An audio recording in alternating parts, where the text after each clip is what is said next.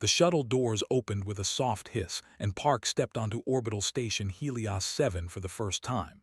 The air smelled strange, like metal and flowers mixed together. Around her, aliens of every shape and size moved through the wide corridors.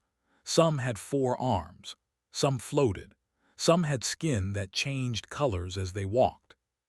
Was small.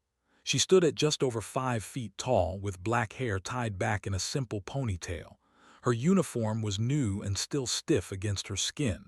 She carried one bag over her shoulder. That was all she owned now.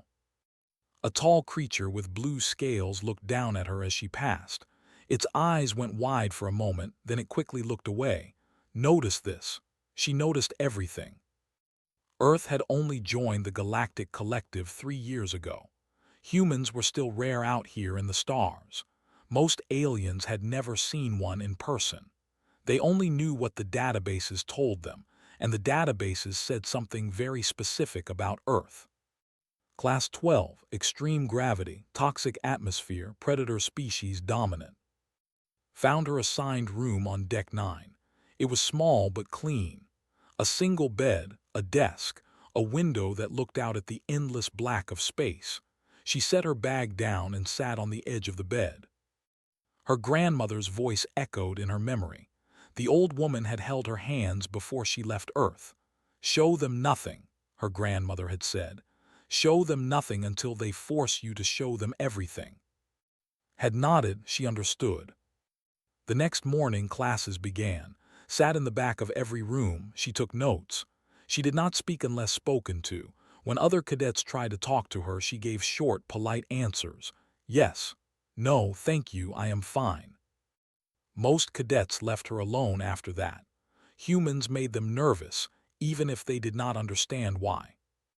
On the third day, met. There was crying in the corner of the observation deck. She had 4 arms and soft feathers covering her body. Her feathers were usually bright yellow, but right now they had turned a dull gray. That meant sadness, would later learn. Walked over and stood nearby. She did not say anything at first. She just stood there looking out at the stars. After a while looked up. Her large eyes were wet. "You are the human," she said. Her voice was soft and musical. "Yes," said I am. "I am," the wiped her eyes with one of her lower arms. "I am sorry, you do not need to see this." "See what?" "My weakness," laughed, but it was a sad sound. "That is what they call it. The cadets. They say our prey species. They say we do not belong at a military academy." Sat down next to her. "Who says this?" "He is the leader. He comes from an old warrior family, very proud, very cruel." Feathers shivered. "Today he took my food in the mess hall. He said prey does not deserve to eat with predators." Felt something cold settle in her chest. It was not anger, not exactly. It was something quieter, something patient. "Show me," said. The mess hall was crowded when they arrived. Spotted immediately. He was hard to miss. There were large beings, nearly 7 feet tall, with thick gray skin and 4 eyes arranged in a diamond pattern on their faces. Sat at a center table with 3 others of his kind. They were laughing loudly. Hung back but walked forward. She picked up a tray, filled it with food, and carried it to where sat. The laughter stopped. "You are in my seat," said. Her voice was calm and flat. Stared at her, all 4 of his eyes blinked at different times. "What did you say?" "I said you are in my seat. I want to sit here, please move." The mess hall went quiet. Everyone was watching now. Stood up slowly. He was more than 2 feet taller than, his shadow fell over her completely. "Do you know who I am, little?" "No," said. "Should I?" One of the other, the one called, laughed nervously. "She is just a human. Let her go. She does not know our ways." But did not move. He leaned down until his face was close to us. His breath smelled like copper. "I am of the 3rd house. My family has produced warriors for 600 years, and you are nothing. You are from a planet of animals who only just learned to leave their rock." Did not step back. She did not blink. "Your family history is very impressive," she said, but I am still hungry and you are still in my seat." For a long moment, no one moved. Then laughed. It was a harsh barking sound. "You have courage, little animal, I will give you that." He stepped aside and gestured to the seat with a mocking bow. "Please sit. Enjoy your meal." Sat down, she began to eat. She did not look at again. But she felt his eyes on her back, all four of them. After the meal found her outside. The feathers had turned a brighter shade of yellow. "That was amazing," whispered. "No one has ever stood up to him like that." "It was nothing," said. "It was not nothing. He will remember this. He will want revenge." Nodded slowly. She had seen the look in his eyes, the wounded pride, the cold fury hidden behind his laughter. "I know," she said. "I am counting on it." That night lay in her bed and stared at the ceiling. Somewhere on this station was planning something. She could feel it the way animals on Earth could feel a storm coming. Good, she thought. Let him plan. Let him gather his friends. Let him think he is the predator. He would learn the truth soon enough. On Earth, humans had not survived by being the strongest or the fastest. They had survived by being patient, by watching, by waiting for the perfect moment. And Park was very, very patient. The combat theory classroom was cold. Sat in her usual spot at the back, her ready for notes. The room was shaped like a half circle, with seats rising up in rows. At the front stood a large screen and a podium where instructor waited. Instructor was old, very old. He belonged to a species called the beings made of living stone that could live for thousands of years.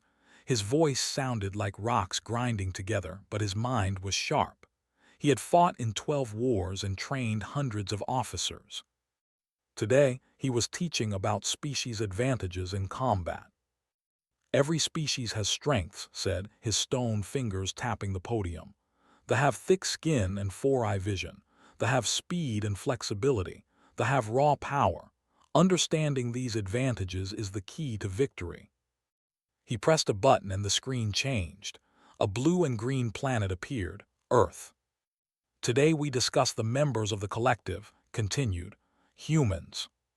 Felt the eyes of the entire class turn toward her. She kept her gaze on the screen. "Classification, Class 12. Read from the display. Gravity, 1 standard. This is considered high.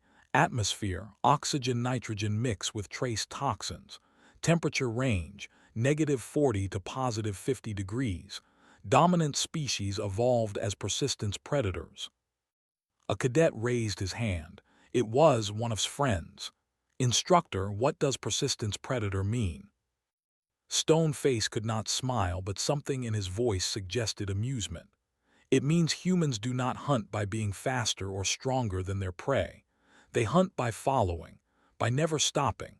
On Earth, humans would chase animals for hours, sometimes days, until the animal collapsed from exhaustion. Then they would kill it." The classroom was silent.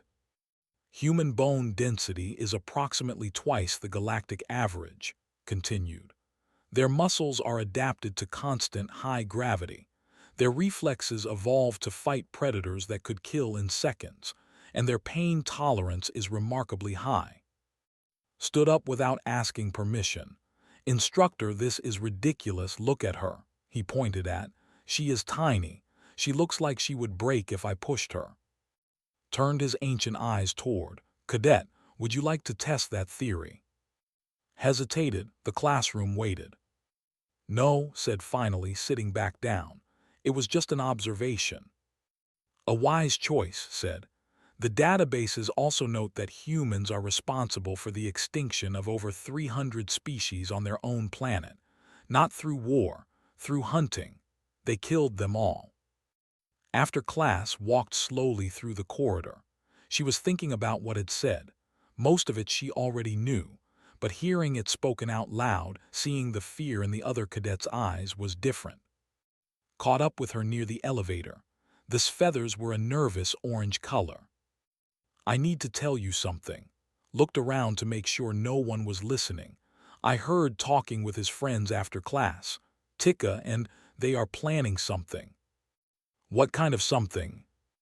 I do not know exactly, but said he wants to teach you a lesson. He said humans need to learn their place. Grabs arm with two of her hands. You should tell security, or at least stay away from him. Patted feathered hand gently. Thank you for telling me, but do not worry. How can you say that? There are 4 of them. I know, his voice was calm. I have been watching them too, is strong but slow. He leads with his right side, has a bad knee from an old injury. Tika carries a ceremonial blade which is against regulations, and is a follower. He will hesitate if the others fall. Stared at her, you noticed all of that.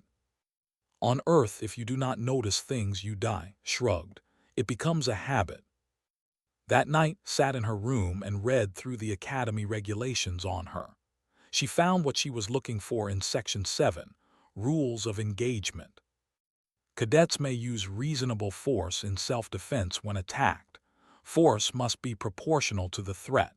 Lethal force is prohibited except in cases of imminent mortal danger.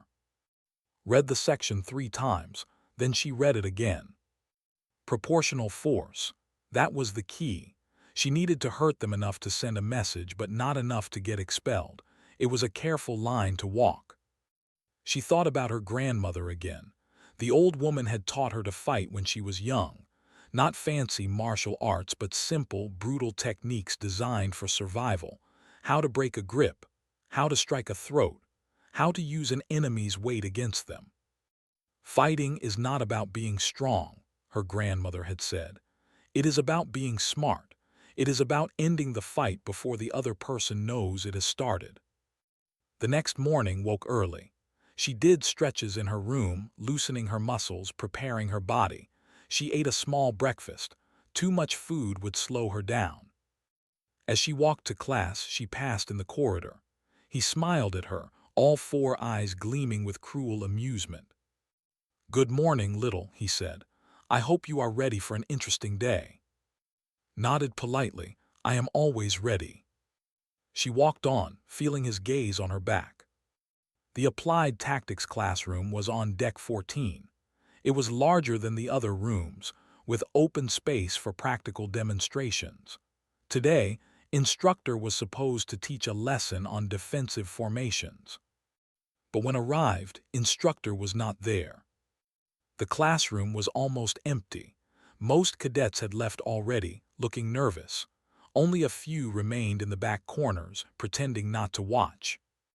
And in the center of the room stood Tika and "Hello," said. His voice echoed in the empty space. It seems our instructor has been delayed. Some kind of accident in the corridor. Very unfortunate. Stopped near the door. She looked at each of them in turn, in front, moving to her left, Tika to her right, circling behind her. Classic predator formation. Surround the prey, cut off escape. I see, said. She set her down on a nearby desk. And what happens now? Cracked his knuckles. The sound was loud in the quiet room. Now we teach you what happens to who forget their place. When we are done, maybe you will learn some respect. Rolled her shoulders once, twice. She felt her muscles warm up, felt her heartbeat slow down. Everything became very clear and very quiet. I will give you one chance, she said. Walk away now, no one gets hurt. Laughed, the others laughed with him. One chance, shook his head. Little human, there are 4 of us. What can you possibly do? Smiled, it was a small smile, but something in it made take a step back. I guess you are about to find out. Time slowed down. Had felt this before back on Earth. When danger came close, her body changed. Her heart beat slower. Her eyes saw more. Every movement around her became clear as glass. Moved first. He was confident. He had won 100 fights before this one. His massive arm swung toward her face, a blow meant to end things quickly. He was fast for his size, but was faster. She stepped to the side, letting his fist pass by her head. She felt the wind of it brush her hair. At the same moment, she brought her elbow up and drove it into his throat. They had a weakness there. a soft air sac that helped them breathe in thin atmospheres, had read about it in the species database. She had memorized the exact location. Her elbow hit perfectly, made a wet choking sound. His 4 eyes went wide with shock and pain. His hands flew to his throat and he fell to his knees, gasping for air that would not come. 3 seconds had passed. Shouted something in the language. He charged from behind, his arms reaching to grab her to hold her down. He was bigger than with longer reach. But he had that bad knee, the left one, had noticed him favoring it all week. She did not try to run. Instead, she dropped her weight suddenly, bending her knees, becoming small. Arms closed on empty air above her head. Before he could adjust, spun and drove her heel into his left knee. On Earth, humans learned to kick through things, not at them. His leg had been trained by years of gravity. Her bones were dense. Her muscles were strong. His knee bent the wrong way with a crack like breaking wood. He screamed. It was a high, terrible sound. He collapsed sideways, clutching his ruined leg, tears streaming from all 4 of his eyes. 6 seconds had passed. Tika was smarter than the others. He did not charge blindly. Instead, he pulled out his ceremonial blade, a curved weapon that gleamed under the classroom lights. It was forbidden to carry weapons in class, but Tika did not seem to care anymore. "Stay back," he shouted, his voice cracked with fear. "Stay back or I will cut you." Did not stay back. She moved forward, closing the distance before Tika could react. His blade swung at her, a wild slash aimed at her chest, caught his wrist with both hands. Her grandmother had taught her this. The wrist is weak. The fingers are weak. Against a blade, do not fear the blade. Control the hand that holds it. Twisted, Tika's wrist bent at a painful angle. His fingers opened without his permission, and the blade clattered to the floor. Before he could pull away, struck the side of his head with her palm. The temple, another weakness. A hard hit there would scramble the brain, even through a thick skull. Tika's 4 eyes rolled back. His body went limp. He dropped like a puppet with cut strings, unconscious before he hit the ground. 9 seconds had passed. Only remained. He stood near the door, frozen. His gray skin had turned a pale, sickly color. His hands were shaking. He looked at his friends on the ground, choking, screaming, Tika not moving at all. Then he looked at. She was not breathing hard. She was not sweating. She stood calmly in the middle of the room, waiting. Should have run. Any smart creature would have run, but fear made him stupid. He thought that maybe if he attacked now while she was distracted, he could win. He could save his honor. He lunged forward with a roar. Met him halfway. 2 quick punches to his stomach, right below where his ribs met. That was where the breathing muscles connected. Hit it hard enough and those muscles would spasm, making it impossible to inhale. Doubled over, his mouth open but no air coming in. Swept his legs out from under him with a low kick. He crashed to the floor on his back, wheezing, clutching his chest. 12 seconds. The classroom was quiet except for the sounds of pain. Still knelt near the center, breathing in short, horrible gasps. His air sac was badly damaged, had stopped screaming and was now whimpering, holding his shattered knee. Tika had not moved since he fell. Lay on his back, his chest heaving as he tried desperately to breathe. Looked at each of them. Then she walked over to the desk, picked up her, and sat down in a chair near the front of the room. She opened her notes from yesterday's lecture and began to review them. A minute later, the door opened. Instructor walked in, followed by 2 security officers. The old stopped in the doorway, his stone eyes moving across the scene. 4 cadets on the ground. 1 human female sitting quietly, reading her notes. "What happened here?" asked. Looked up from her. "They attacked me," she said simply. "I defended myself."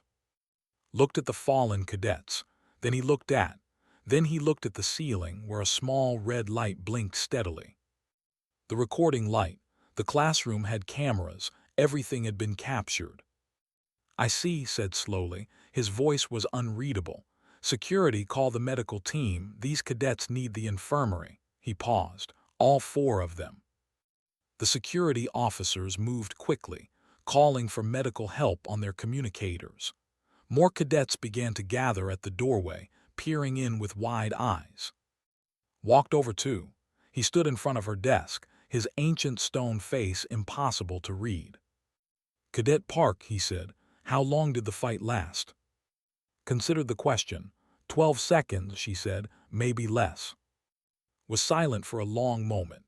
Then he made a sound that might have been a laugh, a grinding of stones deep in his chest. 12 seconds, he repeated. 4 trained warriors, 12 seconds. He shook his head slowly. I believe I owe some of my colleagues money. I bet that you would take at least 20. Looked up at him. Should I have been slower? No, cadet. Stone hand rested briefly on her shoulder. You did exactly what you needed to do, nothing more, nothing less. He paused. That is the mark of a true warrior. The medical team arrived. They loaded the 4 onto stretchers, rushing them toward the infirmary, was still choking, had passed out from the pain. Tika remained unconscious, had finally managed to breathe again but could not stop crying. As they were carried past her, turned his head, his 4 eyes found through his pain and fear. She met his gaze calmly. I gave you a chance, she said quietly. Remember that. Then she went back to reading her notes, and was carried away to learn how much damage a small human girl could do in 12 seconds. The video played on the large screen in Commander's office. He watched it for the 5th time, his massive body completely still. Commander had served in the Galactic Fleet for 32 years. He had fought pirates, rebels, and alien threats. He had seen every kind of violence the universe could offer, but he had never seen anything quite like this. The recording showed the classroom from above. 4 large cadets surrounding 1 small human female. The sound was clear enough to hear every word.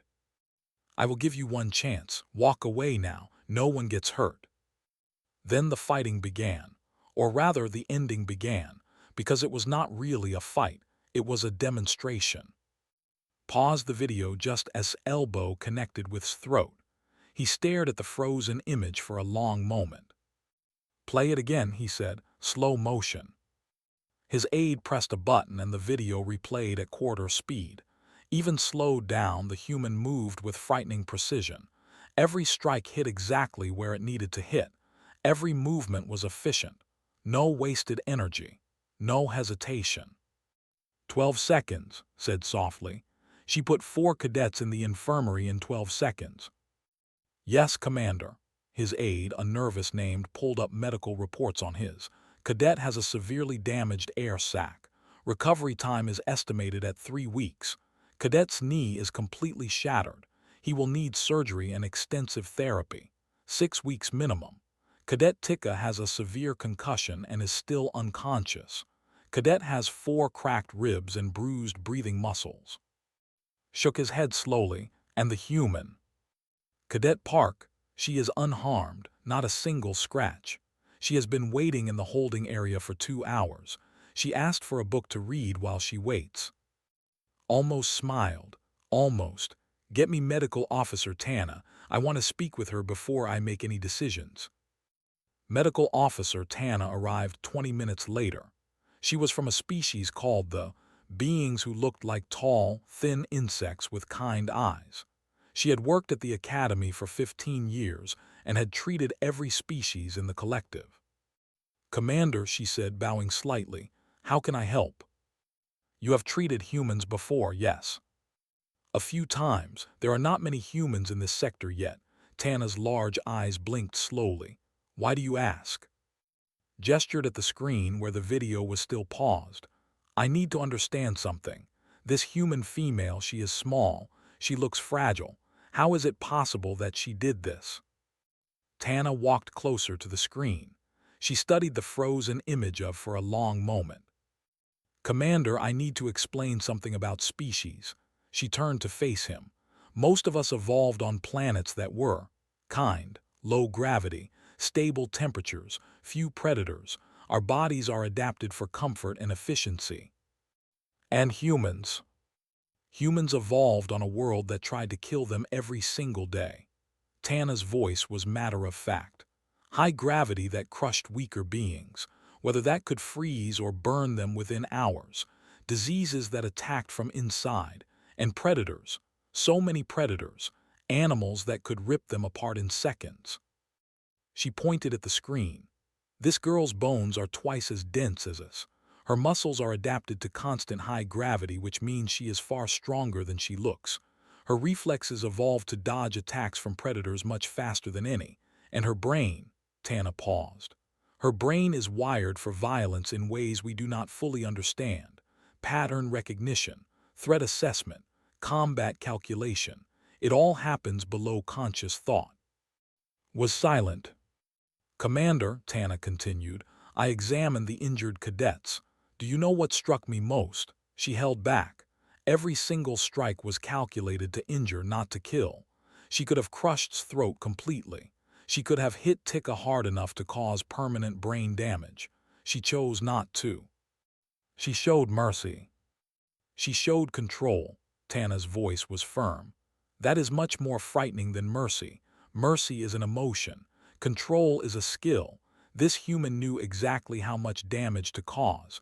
She treated violence like mathematics. An hour later, Commander met with the delegation. 3 Elder had demanded an audience, their ceremonial robes flowing as they paced his office. They were furious.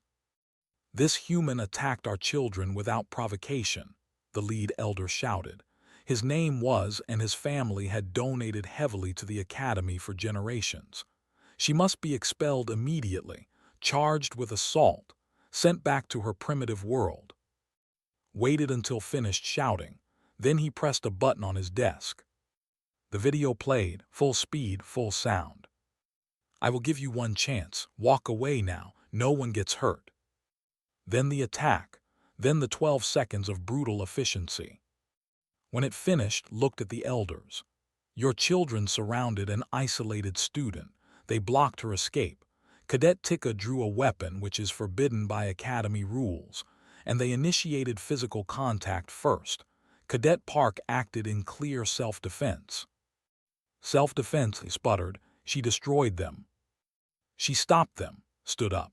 He was bigger than any, and when he spoke, his voice carried the weight of 30 years of command. And according to our medical officer, she could have done far worse. Your children are alive because Cadet Park chose to let them live. The elders had no response to that. Your cadets will face tribunal for assault, conspiracy, and weapons violations, continued. Cadet Park will face no charges. This meeting is over. By evening, the story had spread through the entire academy. Every cadet had heard some version of it. The video was not officially released, but somehow clips found their way onto personal devices. Everyone watched. Everyone talked. Found in her quarters, the human was sitting by her window, looking out at the stars. Are you okay? Asked quietly. Yes, did not turn around. I am fine. Everyone is talking about you. They are calling you sat down on the edge of bed. Some of them are scared of you now. Good. Blinked good. Now turned. Her face was calm, but her eyes held something deep. Do you know why I did not tell anyone about's plan? No, I wondered about that. Because words do not change minds. Not really. Looked back at the stars. If I had reported them, maybe they would have been punished. Maybe not. Either way, others like them would still think humans are weak. They would still think they could hurt whoever they wanted. She paused. But now they have seen, not heard, seen. They watched 4 strong warriors fall in 12 seconds. They watched a small human girl walk away without a scratch. You wanted them to see, whispered. Understanding dawned in her large eyes. You planned this. I did not plan to be attacked, but once I knew it was coming, I prepared. I made sure the classroom cameras were working. I made sure there were witnesses. His voice was quiet but firm. I needed everyone to understand something important. What? Met's eyes. That humans are not prey, and anyone who tries to hunt us will learn that lesson the hard way. She paused, including anyone who tries to hunt our friends. His feathers turned a warm golden color. It meant happiness mixed with something deeper, safety. You did this for me too, said, for all the cadets they bullied. Did not answer, she did not need to. Outside the window, Earth was not visible. It was too far away, lost somewhere in the vast darkness of space, but could feel it. Her, the planet that had forged her people through millions of years of blood and struggle. The galaxy was just beginning to understand what that meant. The assembly hall was the largest room on orbital station Helios 7. It could hold every cadet, instructor, and officer on the station. Today, it was completely full. Sat in the third row between and a quiet cadet she had never spoken to before. Around her, whispers filled the air like buzzing insects. Everyone was looking at her, some with fear, some with curiosity, some with something that might have been respect. She ignored them all. At the front of the hall, Commander stood behind a podium. His massive body blocked most of the screen behind him. When he raised one hand, the whispers stopped immediately. Today I speak about duty, began. His voice carried easily through the hall without any amplification. The duty of warriors, the duty of officers, the duty we owe to each other. He paused, letting the words settle. 1 week ago, 4 cadets attacked a fellow student. They planned their assault carefully. They created a distraction to remove the instructor from the classroom. They surrounded their target and blocked her escape. One of them drew a forbidden weapon. The hall was completely silent. They did this because they believed she was weak, because she was small, because she was different. Eyes swept across the room. They were wrong. A murmur ran through the crowd. Cadet Park defended herself against 4 armed attackers. She used reasonable force. She harmed no one permanently, and she did it all in 12 seconds. Paused. This is the mark of a true warrior, not cruelty, not pride, control. He turned slightly, gesturing toward the section of the hall. The 4 attackers have been suspended pending tribunal. They will face full consequences for their actions. Some of the cadets looked angry, others looked at the floor. None of them said anything. But that is not why I called this assembly. Turned back to face the whole hall. I called this assembly to make an announcement, one that I believe is long overdue. He pressed a button on the podium. The screen behind him lit up with an official academy document. Effective immediately, Cadet Park is appointed squad leader for the incoming cadet class.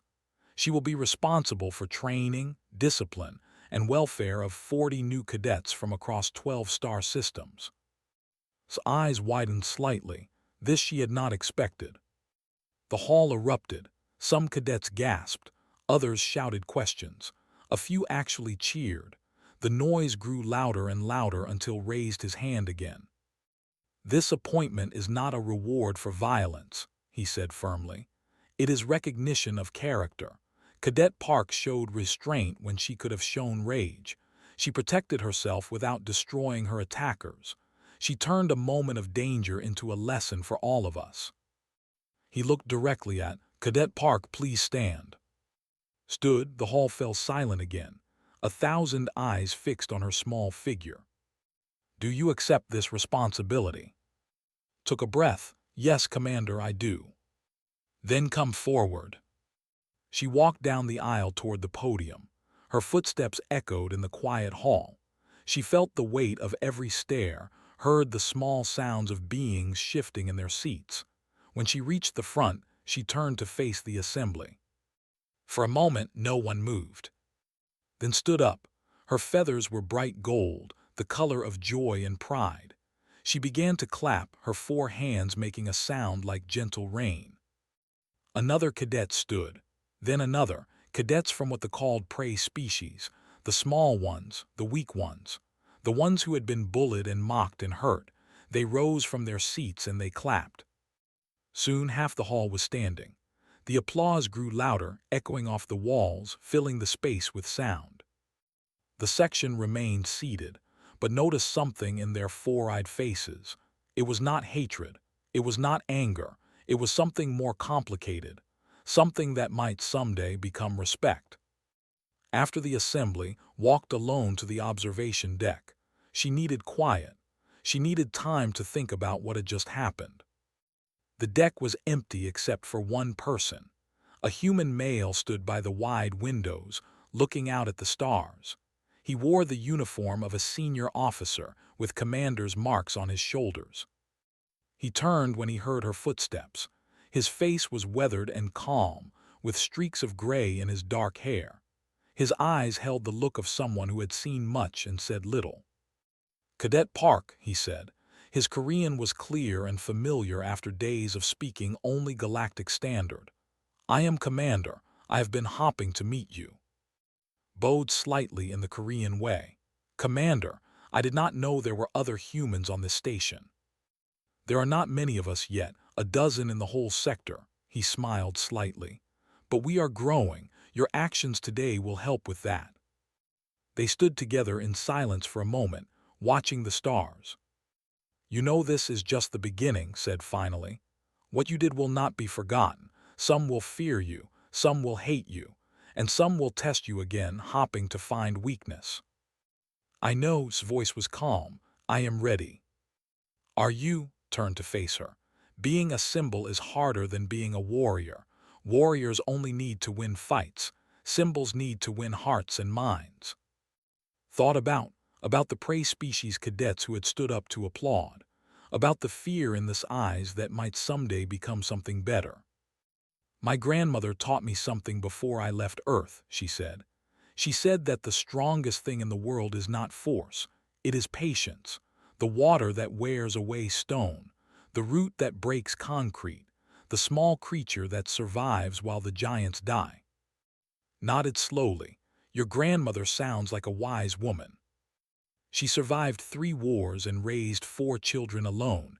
She knows what it means to be strong." Looked out at the stars.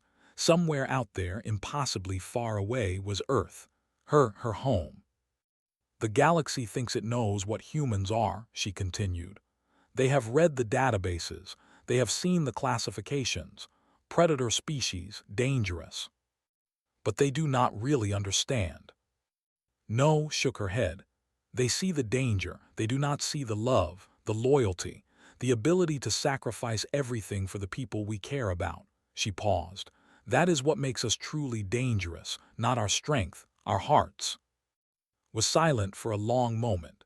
Then he reached out and placed his hand briefly on her shoulder. "I think humanity is going to be all right out here," he said, "with people like you showing us the way." He turned and walked toward the door, but before he left, he stopped and looked back. "One more thing, Squad Leader Park. The other species have a saying about humans. Would you like to hear it?" "Yes." Smiled. It was a small smile, but it held something fierce and proud. "They say, do not make enemies of humans, not because they will destroy you, but because they will never ever stop. They will chase you across galaxies. They will hunt you for generations. And when you think you have finally escaped, you will find them waiting, patient as death, ready to finish what you started." He paused at the door. "They are beginning to understand, and they are right to be afraid." Then he was gone, and stood alone on the observation deck, looking out at the infinite darkness of space. She thought about the long road ahead, the challenges, the enemies, the moments when everything would seem impossible. And she smiled. Because Park was her people had survived ice ages and plagues and wars that killed millions. They had climbed out of the mud and reached for the stars. They had never stopped fighting, never stopped growing, never stopped hopping. And now they were here, among the stars, taking their place in a galaxy that was only beginning to understand what humanity truly was. Not prey, not monsters, something far more remarkable. Survivors, the kind that never, ever gave up.